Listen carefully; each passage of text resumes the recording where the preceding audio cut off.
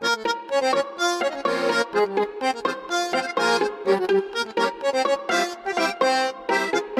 are in the final week of Tiferet Omer, the week of Malchut, Baruch Hashem. Since we missed some of the classes, so we'll very quickly recap or go through Chesed, Gevurah, and Tiferet. Tonight, Bezrat Hashem, we're going to read Tiferet, but we missed the Chesed and the Gevurah. So, first of all, the entire week, we spoke about it on Shabbat, is a week of leadership, what's called manhigut. I mean, we all need to be kings. Malchut is the king, and it's a week of about being a leader. Now, in general, who wants to be a leader? Everybody wants to be a leader at some point. Now, it either will come out in a negative way, when we try to overpower other people, to rule people, to control people, and it can come in a positive way. But nevertheless, deep down inside, we all possess in us this desire to be a leader. Everybody wants to lead. Maybe some people more leaders, less leaders, but at the end of the day, there's a quality that we all possess. Why? Because we are an image of Hashem. We are Tzelem Elokim. And if Hashem is a leader, then must be that I have it in me. Because I am created in God's image. It's called a Tzelem Elokim, which means whatever Hashem has, I have. Whether it's coming out to the surface or not, that's a whole different story. That doesn't mean I don't have it.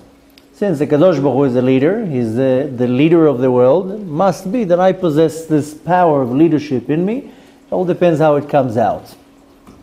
Now, needless to say, that in order to be a real leader, it has to be done in the right way, in a more corrected way. What is the right term? There is betzura metukenet. There's a tikkun there. Unfortunately, we now, I'm sure most of you are viewing live the announcement of the embassy in America, the American embassy in Yerushalayim, and you see a lot of leaders there. And that's where you see the leaders that are the fake leaders. There's some real leaders. I mean, I took a glimpse, it came at the end, so I just saw the goodbyes. But you look inside, you see a lot of leaders. A leader of that party, a leader of this party, a leader of his. So there are leaders that are the real leaders, and there are leaders that are fake leaders. Now, needless to say, any type of leadership has to be done in a way that is corrected, in a tikkun. There's a tikkun there. Now, if the motive is negative, and what does it mean negative? It will come from ego, it will come from power, it will come from the desire to control. This is coming from a negative way. Many people want to lead because they want to have the power. They want to have the upper hand. If I'm the leader, I run the shots. I call the shots here. But if it's coming from a negative place, that what will drive me is power, ego, and so forth, then nothing good will come out of it. This is not the leadership that we're talking about. This is unfortunately, the quality of leadership that comes out into people in a very negative way. They want to control another person's life. You see that in something as personal as marriage, where the husband or the wife wants to control the other person, or the leader of the house, can be again, the husband or the wife wants to control everybody in the house. And then it can be in a job, and it can be in a community. And when it comes in a very negative way, it only comes from power, control, and ego.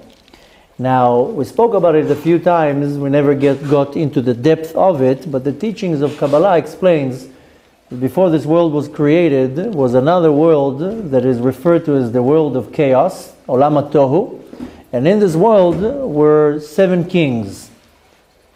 And these kings, each one of them wanted to rule.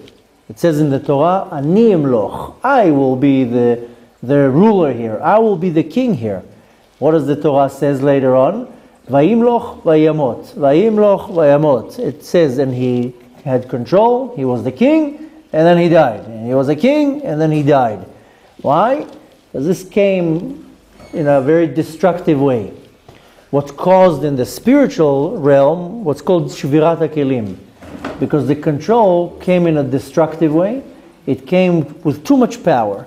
When something comes with too much power, the result will be destructive. Anywhere you're going to look at it, when there's too much power, even if it's something good, too much of it, it will be destructive. So previous to this world, when the world of chaos, the world of Tohu, these kings, that they wanted to rule the universe.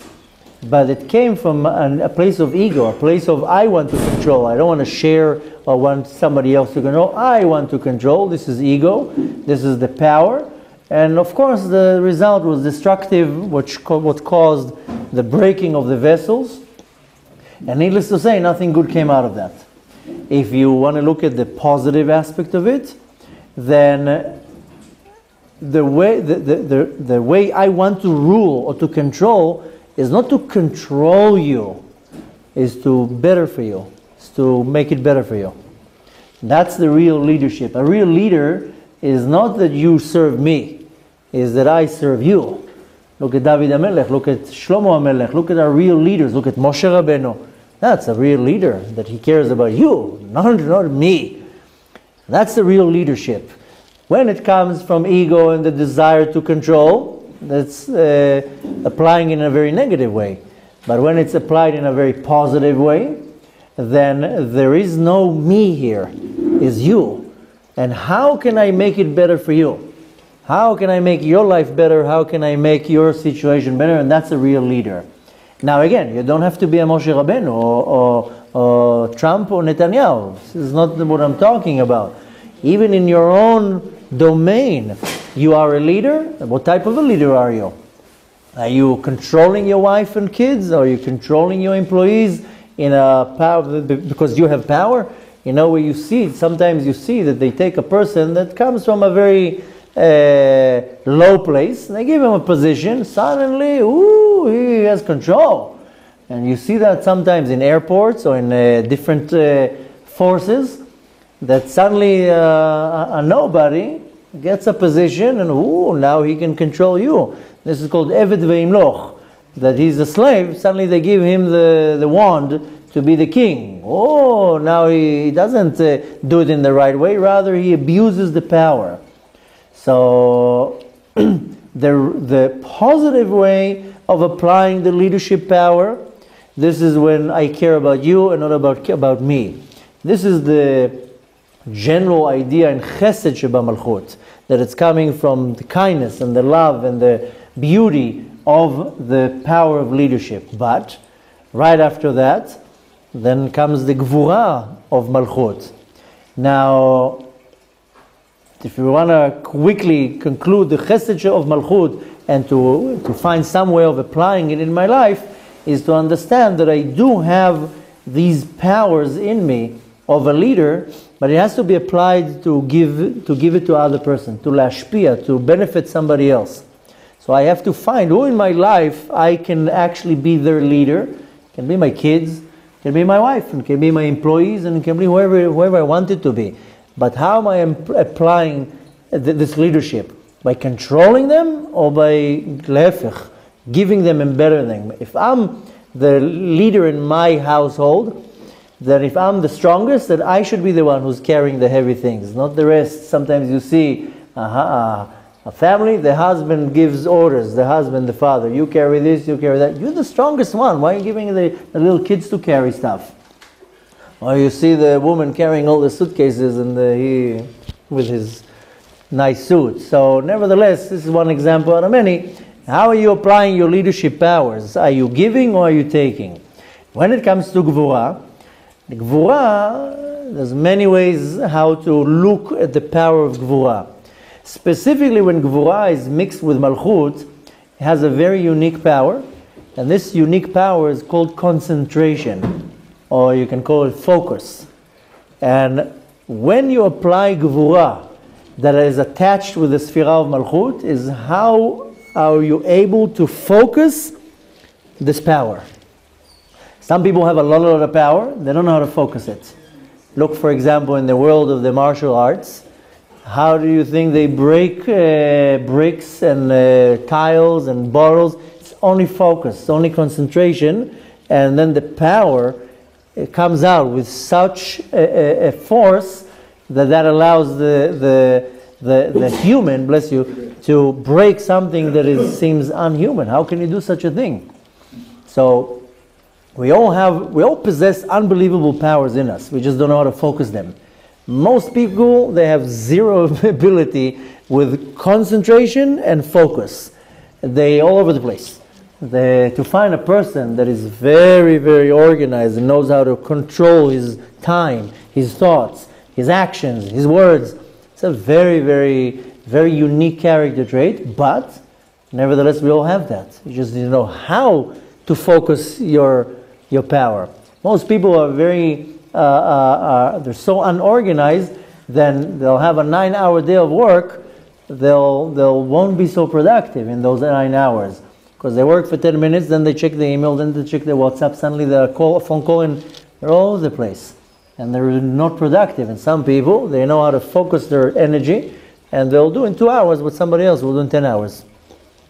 Specifically, the combination of Gevurah of Malchut is to know how to take this power of concentration, of focusing, and to know how to use it the right way. And everybody has that, you just need to know how to do it. Nevertheless, too much love or only love is not good in any situation. It has to be the power of Gevurah, the power of contraction or the limitation. And this is where you see that Gevurah is really a completing Chesed, because too much Chesed is not good. It has to be the power of control, the power of Gevurah. Now, amazingly, in a few days we're going to celebrate the holiday of Shavuot. Shavuot is the holiday when we were giving the Torah. You know how the Torah was given? Mipi Gevurah. The Torah was given from Gevurah. That's how it says. Mipi Gevurah shamanu et aseret hadibrot. We heard the aseret hadibrot from the power of Gevurah. But nevertheless, the Torah is full of Chesed. So how is the Chesed being able to be given to us? Only if there's Gevurah. Only when there's a focus of power. Now, if you have unbelievable power, physical power or emotional power, but you don't know how to focus it, your power is worthless. This is a mass. And again, taking the same, same example of what I said with martial arts, with breaking something, or with it can be even in meditation. You have unbelievable power, but it's not concentrated. It's way too, I don't know if they're scattered, that's the word, thank you. I was about to say evaporated, but the power is too scattered. We need to know how to gather the power that I have in me in such a concentrated way, but in a very monitored way that it's coming out in a very positive way. This is the Gevurah of Malchut, is to know how to take this unbelievable power of Chesed, but to contract it and to put it in a very focused way. That way, I'm able to apply it in a much, much better way. And like I said, the Torah, as full as Chesed it is, it was given from the side of Gevurah. So nevertheless, the Gevurah and the Chesed, they complete each other. Now, how is that to if I want to apply it in something practical? I need to know how to take all my goodwill, my good thoughts, my desires that are all positive. It's called Ratzon Tov. I have a Ratzon in me, a desire and a will. Some of it is for good things, and some of it is for not good things. Sometimes I know people that I wish I had a lot of money, I would do so much charity with it. Okay, but you don't have the money right now. Why can't you do the charity without the money? Because you don't have money. Doesn't matter. You can do charity with your time. You can do charity with whatever it is, with your car, it doesn't matter. So sometimes I have a lot of Ratzon Tov, I have a desire, but nothing happens there. The Gevurah Shebe Malchut is to know how to concentrate it, to focus it, so actually something happens from that. To want something, a lot of people, if you want to take it to a completely different direction, a lot of people, they have the desire to stop doing something that is not so good. Whatever it is right now. They have the desire, but nothing happens. It can be something as bad as drugs, alcohol, smoking, gambling. It can be things that are much less than that. But nevertheless, having the desire, that's very nice of you. But if you don't know how to focus it, in order to apply it, this desire is worthless. So the practically saying is to focus on something that I have the good desire, Ratzon Tov, but to know how to focus it in order so I can actually apply that. Now, if I have a lot of goodwill and nothing is done, it's worthless. And you can have a lot of good intentions. You can have amazing intentions to wake up tomorrow in the morning and show up to the minyan. But your intentions are worthless if you actually don't do it. If you don't gather the good will and the desire, and you actually make yourself get up. So what good is it that you have a good intention? We still need you in the minyan. So practically saying is you have to concentrate and to find where do I have a good will, a desire, but I'm not applying it. And I'm not doing anything with it. And then to know how to focus it into a way that I actually apply it. Now comes the third of the triangle, which is Tiferet, what we're going to be reading tonight, Bezrat Hashem, Rosh Chodesh Sivan, the head of the month. And we mentioned that Tiferet is beauty. Now what is the beauty of Malchut? The beauty of Malchut is harmony. When things are relaxed, when things are working out and things are working in a very harmonious way. Now, the right way, when you know how to empower the Malchut within you, the result will be is to reveal this beauty. And like I said, we all possess these midot. We possess these character traits. I just need to know how to bring it out to the surface. So the right way of applying Malchut within me is that I know how to reveal this beauty, that everything is harmony, everything is good and well. Now, Malchut is also can be called as Melech. Melech is a king. I mean, Malchut is a kingship, a kingdom, but it comes from the root Melech. Melech is an acronym of Moach, Lev, Kaved. Moach is a brain, Lev is a heart, and Kaved is a liver. If a person has harmony between these three, then the person will function the right way. Physically healthy, emotionally healthy, mentally healthy, and so forth. That's what differentiates us from animals, that with animals, the heart, the liver, and the brain are horizontal. Humans, it's vertical. Brain, heart, liver. That's what makes us different than an animal. That's why animals don't know how to control their emotions or their instincts. A human, I mean, most humans also don't know how to control their emotions and their instincts and their desires.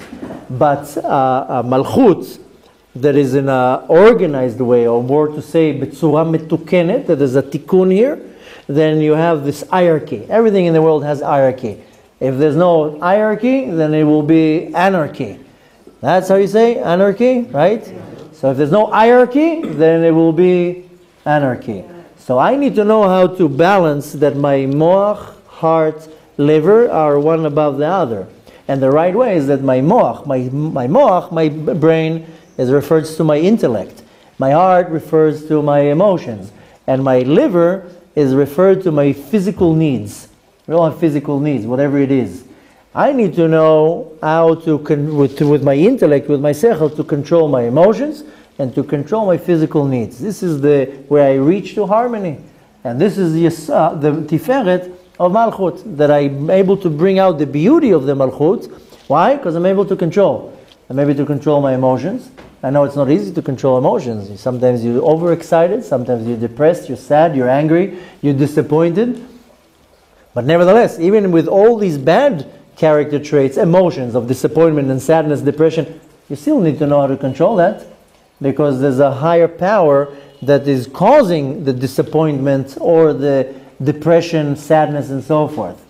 So the beauty of Malchut is when a person is able to take his emotions and his needs and control them. With emotions, it's much harder.